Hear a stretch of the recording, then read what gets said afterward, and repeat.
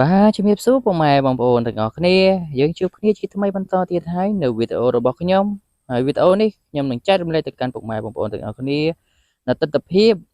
នៅប្រាសាទមួយកន្លែងស្ថិតនៅក្នុងខេត្តកំពង់ធំហើយនេះយើងបានធ្វើដំណើរចេញពីខេត្តកំពង់ធំដោយយើងជិះតាមផ្លូវជាតិលេខ62ដែលយើងឆ្ពោះទៅខាងព្រះវិហារបាទ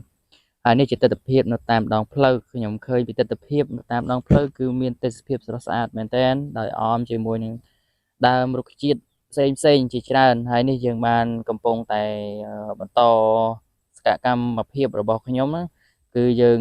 នឹងធ្វើវីដេអូនេះដើម្បីបង្ហាញពុកម៉ែបងប្អូនទាំងអស់គ្នាបានហើយនេះយើងបានមកដល់ផ្លូវបំបែកនៃច្រកចូលប្រាសាទនោះផ្ទាល់តែម្ដងហើយប្រាសាទនោះមានឈ្មោះថាប្រាសាទសម្បូរព្រៃគុកហើយនេះជាទស្សនវិជ្ជាមួយដែលយើងបានមកដល់ផ្លូវបំបែកហើយដែលយើងចូលទៅប្រាសាទនោះផ្ទាល់តែម្ដងបាទហើយយើងក៏បន្តដំណើរសកម្មភាពរបស់ខ្ញុំបន្តទៀតនៅចំពោះវីដេអូនេះដែរខ្ញុំសង្ឃឹមថាពុកម៉ែបងប្អូននឹងពេញចិត្តនៅវីដេអូរបស់ខ្ញុំដែលខ្ញុំបានធ្វើបង្ហាញទៅកាន់ពុកម៉ែបងប្អូនទាំងអស់គ្នាបាទហើយខ្ញុំសង្ឃឹមថាពុកម៉ែបងប្អូននឹងចូលចិត្តទស្សនាវីដេអូនេះតាំងពីដើមរហូតដល់ចប់រាល់សកម្មភាពរបស់ខ្ញុំធ្វើវីដេអូនេះគឺខ្ញុំដើម្បីចែករំលែកឬក៏ជាវីដេអូមួយសម្រាប់ទុកជាអនុស្សាវរីយ៍របស់ខ្ញុំផងដែរក្នុងការធ្វើដំណើរទៅកំសាន្តនៅតាមតំបន់រមណីយដ្ឋានផ្សេងៗនៅក្នុងប្រទេសកម្ពុជារបស់យើងឬក៏តំបន់ផ្សេងៗដែលខ្ញុំបានធ្វើវីដេអូកំពុងសព្វថ្ងៃនេះបាទហើយយើងបានធ្វើដំណើរនៅតាមផ្លូវកស៊ូមួយកន្លែងផងដែរដែលយើងឆ្ពោះទៅប្រាសាទសម្បូរព្រៃគុកបាទហើយនេះយើងបានកំពុងមកដល់ឃុំមានជ័យហើយយើងក៏ធ្វើដំណើរបន្តទៀតបាទចំពោះវីដេអូនេះដែរខ្ញុំសង្ឃឹមថាពុកម៉ែបងប្អូនពិតជាសប្បាយរីករាយណាស់នៅពេលដែលបានឃើញទស្សនវិជ្ជានៅតាមដងផ្លូវនៅខែវស្សាបាទដោយមានអាកាសធាតុមិនសូវក្តៅហើយក៏លក្ខណៈបង្គួរផងដែរហើយយើងឃើញពីទស្សនវិជ្ជានៅតាមដងផ្លូវគឺពោរពេញទៅដោយធម្មជាតិស្រស់បំព្រងមានរុក្ខជាតិខៀវខ្ចីបាទ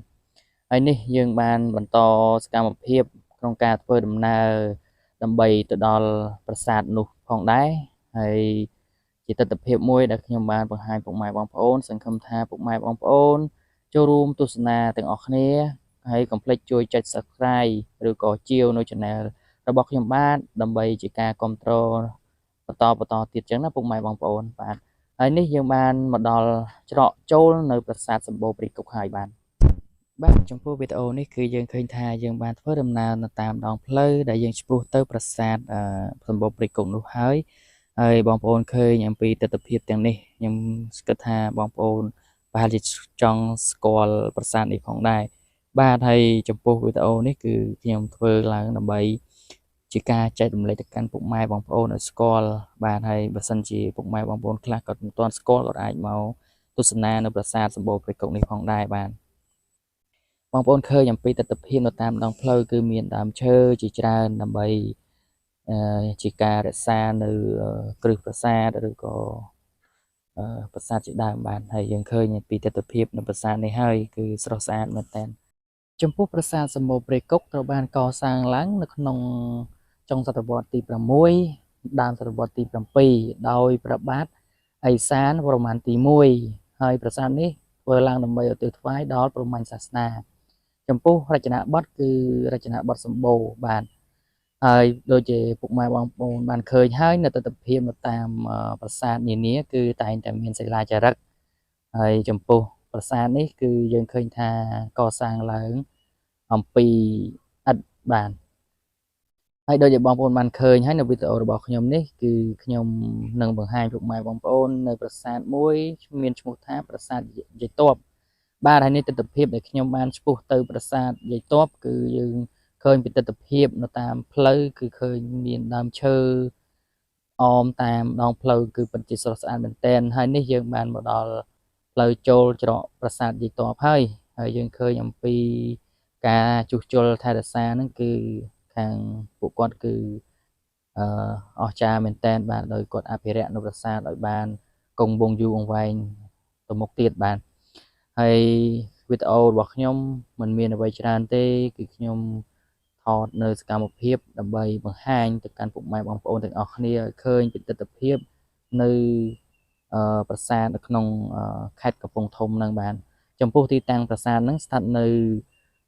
ភូមិសម្បូរឃុំសម្បូរស្រុកប្រាសាទសម្បូរខេត្តកំពង់ធំហើយចំពោះវីដេអូរបស់ខ្ញុំគឺខ្ញុំបង្ហាញទៅកាន់ពុកម៉ែបងប្អូនពីទស្សនវិជ្ជានៅ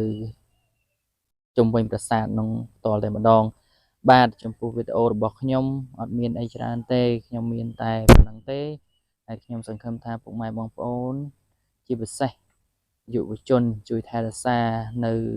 ប្រាសាទឬក៏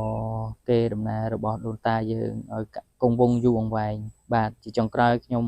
សូមអរគុណសូមជម្រាបលាទាំងអស់គ្នាបាទអរគុណច្រើន